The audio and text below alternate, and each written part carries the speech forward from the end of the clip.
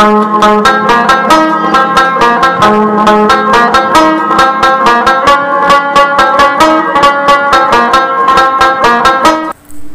علیکم ورحمۃ اللہ وبرکاتہ۔ میں میم الف شیخ معاون معلم ضلع پریشد اردو پرائمری و ہائی اسکول تیر ضلع عثمان آباد۔ عزیز طلباء، آج ہم اردو کمار بھارتی کی 9ویں جماعت کی کتاب سے سبق نمبر 1 جس کا عنوان ہے حضرت عبد الرحمن بن عوف رضی اللہ عنہ، جس کو نصابی ادارے نے اس کتاب میں شامل کیا ہے، آئیے آج ہم اس سبق کو آپ کے سامنے پیش کر دیں۔ اس سے پہلے کہ لفظ بلفظ متن کی ہم بلند خوانی کریں، آئیے پہلی بات کے عنوان سے کچھ عرض کیے دیتے ہیں۔ اسلامی تاریخ میں پیغمبر اسلام حضرت محمد صلی اللہ علیہ وسلم کے اصحاب رضی اللہ عنہم کی زندگیوں کے حالات اور ان کے کارناموں کو خاص اہمیت حاصل ہے۔ آپ نے اپنی گزشتہ اردو درسی کتابوں میں خلفائے راشدین اور بعض اصحاب رضی اللہ عنہم کے حالات زندگی پڑھے ہیں۔ اسلام کے لیے ان کی قربانیوں کے واقعات سے بھی آپ واقف ہیں۔ اصحاب اکرام رضی اللہ عنہم کے انسانی، اخلاقی اور ایمانی جذبات اور ان کے الطاف و خلوص کی وجہ سے 10 اصحاب رضی اللہ عنہم کو حضور اکرم صلی اللہ علیہ وسلم نے ان کی مبارک زندگی ہی میں جنتی ہونے کی خوشخبری سنا دی تھی۔ ذیل میں ایک ایسے ہی صحابی حضرت عبد الرحمن بن عوف رضی اللہ عنہ کی زندگی کے سبق آموز حالات پیش کیے جا رہے ہیں کہ اسلام لانے سے پہلے اور اسلام لانے کے بعد ان کی زندگی میں کیا انقلابات آئے، انہوں نے مشکل حالات کا مقابلہ کیسے کیا اور اخوت، محبت اور عقیدت کی کیسی عمدہ مثالیں پیش کی۔ حضرت عبد الرحمن بن عوف رضی اللہ عنہ کی زندگی کا شخصی مطالعہ سماج اور اس کے افراد سے خلوص و یگانگت کی مثال بھی ہے۔ عزیز طلباء، پہلی بات کے عنوان سے ہم نے یہ سمجھا ہے کہ ہمارے نبی آقا جناب محمد رسول اللہ صلی اللہ علیہ وسلم نے جن 10 صحابیوں کو دنیا ہی میں جنتی ہونے کی بشارت عطا فرمائی تھی، ان 10 اصحاب میں سے حضرت عبد الرحمن بن عوف رضی اللہ عنہ بھی ہیں۔ وہ خوش قسمت صحابی اور وہ عظیم صحابی جن کے بارے میں اللہ کے رسول صلی اللہ علیہ وسلم نے دنیا ہی میں ان کے سامنے ان کی زندگی ہی میں یہ بشارت دی ہے، تو ظاہر سی بات ہے ان کے کمالات اور ان کے خصائل اور ان کے اوصاف بھی تو ویسے ہوں گے کہ اللہ کے دین کے لیے انہوں نے قربانیاں بھی ویسی دی ہوں گی، دین کے لیے انہوں نے مجاہدے بھی ویسے کیے ہوں گے۔ لہذا طلباء، آج ہم ان معزز صحابی حضرت عبد الرحمن بن عوف رضی اللہ عنہ کی زندگی پڑھنے جا رہے ہیں، لہذا پہلی بات کے عنوان سے ان کا مختصر سا خاکہ یہاں پر پیش کیا گیا ہے۔ اصل بات یہ سمجھ لیں کہ حضرت عبد الرحمن بن عوف رضی اللہ تعالی عنہ ایک عظیم صحابی ہیں، لہذا ان کی شخصیت کی معلومات، ان کی زندگی کے حالات اور ان کی حیات طیبہ کے حالات جب ہم پڑھنے جا رہے ہیں تو ظاہر سی بات ہے اس کی صحیح عکاسی کسی لکھنے والے نے ضرور کی ہوگی، تب جا کر ہم ان کے پورے خصائل اور اوصاف کو جان سکتے ہیں۔ لہٰذا جس کسی شخص کے زندگی کے حالات کو قلم بند کیا جاتا ہے وہ اس کی سوانح نگاری کہلاتی ہے، یا اس شخص کی سوانح عمری کہلاتی ہے۔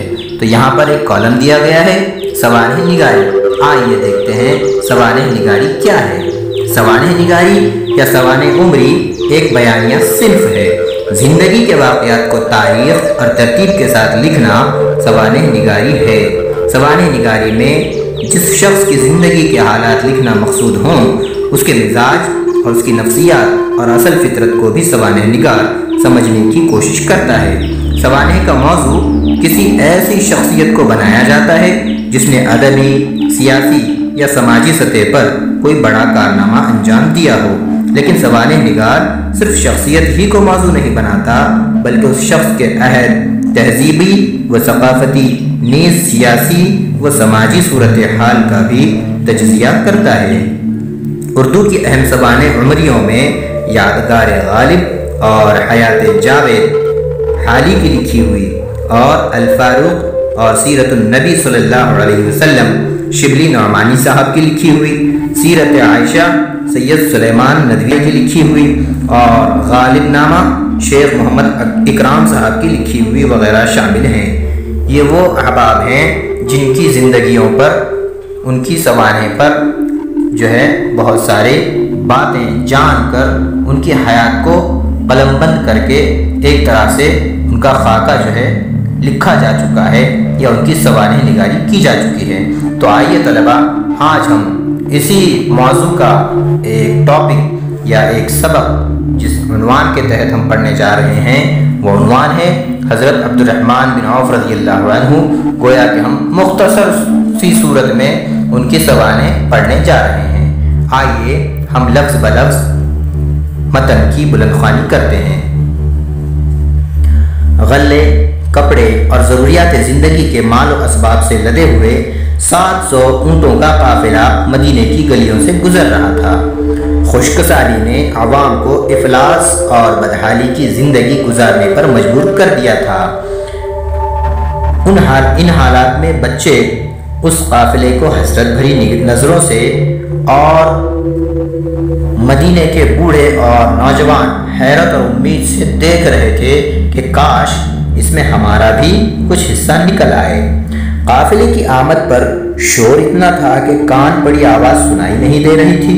قافلے کو دیکھنے کے لیے لوگ ایک دوسرے کو آوازیں دے رہے تھے۔ اس شور کے متعلق حضرت عائشہ رضی اللہ عنہا نے کسی سے دریافت کیا تو آپ رضی اللہ عنہا سے کہا گیا کہ مدینے میں آیا ہوا 700 اونٹوں کا یہ قافلہ حضرت عبد الرحمن بن عوف رضی اللہ عنہ کا ہے اور اس قافلے کے اونٹ مال و اسباب سے لدے ہوئے ہیں۔ یہ خبر سنتے ہی آپ رضی اللہ عنہ فرمانے لگیں، اللہ تعالیٰ نے ان کو دنیا میں جو کچھ دیا ہے اس میں برکت دے، یقیناً آخرت کا ثواب بڑا ہے۔ میں نے رسول اللہ صلی اللہ علیہ وسلم کو یہ فرماتے ہوئے سنا ہے کہ عبد الرحمن بن عوف رضی اللہ عنہ سست روی سے جنت میں داخل ہو رہے ہیں۔ حضرت عائشہ رضی اللہ عنہ کی یہ بات اس شخص نے حضرت عبد الرحمن بن عوف رضی اللہ عنہ تک پہنچا دی تو انہوں نے اونٹوں پر سے سارا مال اتروایا اور مدینے کے لوگوں میں تقسیم کر دیا۔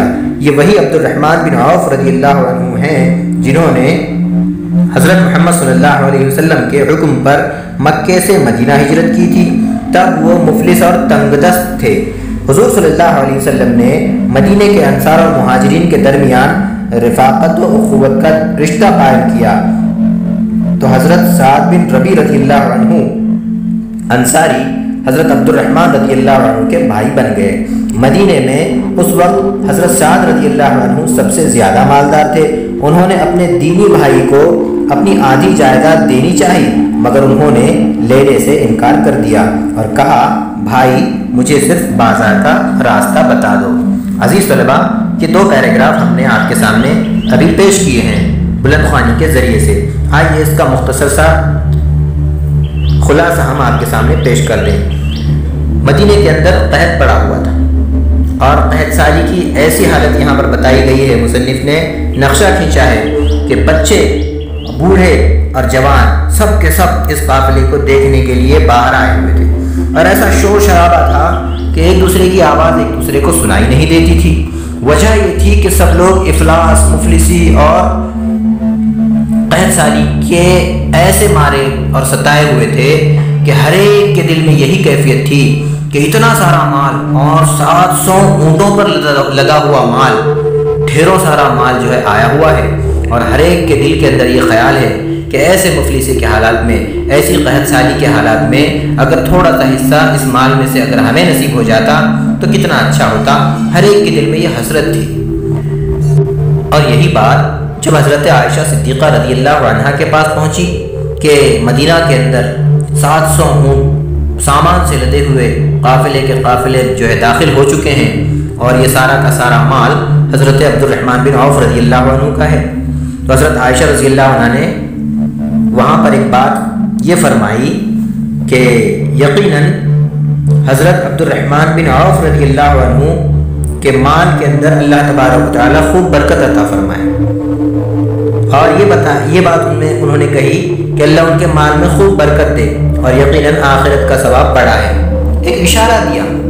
جس آدمی نے یہ خبر حضرت عبد الرحمن بن عوف رضی اللہ عنہ کے بارے میں حضرت عائشہ صدیقہ رضی اللہ عنہ تک پہنچائی تھی، تو حضرت اما عائشہ رضی اللہ عنہا نے ایک اشارے میں ایک بات کہی کہ اللہ ان کے مال میں خوب برکت دے۔ دنیا میں حضرت عبد الرحمن بن عوف رضی اللہ عنہ کو اللہ تبارک و تعالیٰ نے بہت کچھ دیا ہے، اس سب کے اندر اللہ تعالیٰ ان کو برکت عطا کرے۔ اور ایک بات یقینی طور پہ انہوں نے کہی کہ آخرت کا ثواب دنیا سے بہت بڑا ہوا ہے۔ تو یہ بات اس آدمی نے حضرت عبد الرحمن بن عوف رضی اللہ عنہ کو جا کر پہنچا دی۔ ساتھ ہی حضرت عائشہ رضی اللہ عنہ نے ایک بات رسول اکرم صلی اللہ علیہ وسلم کی بھی نقل فرمائی۔ کیا کہا کہ رسول اللہ صلی اللہ علیہ وسلم کو میں نے یہ فرماتے ہوئے سنا ہے کہ حضرت عبد الرحمن بن عوف رضی اللہ عنہ جنت کے اندر سست رفتار سے جائیں گے، یعنی دھیمے دھیمے جائیں گے، آہستہ آہستہ جائیں گے۔ جس طرح دوسرے صحابہ فاسٹ جو ہے جنت کے اندر داخل ہوں گے، ویسے حضرت عبد الرحمن بن عوف رضی اللہ عنہ فاسٹ داخل نہیں ہوں گے۔ اس کا کیا اشارہ سمجھ میں آیا کہ جس کے پاس مال زیادہ ہوگا ظاہر سی بات ہے اس کا حساب بھی زیادہ ہوگا، اور جس کا حساب زیادہ ہوگا اسے حساب دینے میں اللہ کے سامنے دیر لگے گی، اور جب حساب دینے میں دیر لگے گی اور وہ شخص اگر جنتی ہوگا تو ظاہر سی بات ہے جنت میں جانے کے لیے بھی دیر لگے گی۔ تو یہ اشارہ حضرت عائشہ رضی اللہ تعالیٰ عنہا نے جب اس آدمی کے ہاتھوں پہنچا دیا تو حضرت عبد الرحمن بن عوف رضی اللہ عنہ نے سارا کا سارا مال اونٹوں سے اتروا دیا اور سب مال غریبوں کے اندر تقسیم کر دیا۔ حضرت عبد الرحمن بن عوف رضی اللہ عنہ کے بارے میں ایک بات اور بتائی گئی ہے کہ جب آپ حضور پاک صلی اللہ علیہ وسلم کے حکم پر مکہ سے مدینہ ہجرت کر کے آئے تھے تو بڑے غریب تھے، کچھ بھی نہیں تھا ان کے پاس، لیکن آپ صلی اللہ علیہ وسلم نے مدینہ آنے کے بعد مہاجرین اور انصار کے اندر بھائی چارہ قائم کیا جس کو مواخات کہتے ہیں۔ اس مواخات میں حضرت عبد الرحمن بن عوف رضی اللہ تعالیٰ عنہ کو حضرت سعد بن ربیع رضی اللہ عنہ کا بھائی بنایا گیا، اور اس وقت مدینہ کے اندر سب سے امیر جو شخص تھے وہ حضرت سعد بن ربیع رضی اللہ عنہ تھے۔